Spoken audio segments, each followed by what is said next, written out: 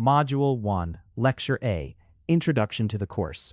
In ML and AI for civil engineers, you will build the practical skills to turn engineering data into structured analysis, reliable models, and informed decisions.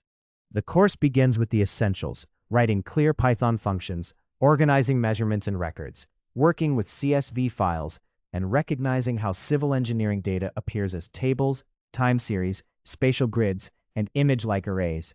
From the start, the focus is not just on using tools, but on building workflows that are readable, reusable, and grounded in data quality. Across 8 modules, you will move from Python, NumPy, and pandas into the core methods of machine learning. You will frame prediction problems, define inputs and targets, prevent data leakage, create train test splits, and evaluate models with meaningful regression and classification metrics.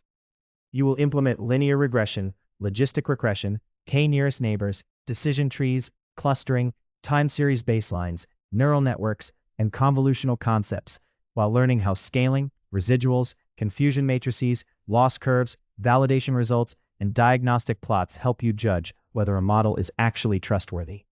By the end, you will be able to prepare civil engineering datasets, choose appropriate data structures, build baseline and learned models, compare performance on held-out data, and interpret results with engineering judgment.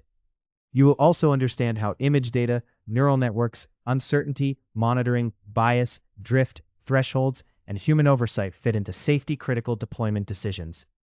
You should leave with a clearer sense of how to apply ML and AI methods responsibly, and with the confidence to evaluate not only what a model predicts, but whether its predictions are reliable enough to support real engineering work. Thank you for your attention. See you all in the next lecture.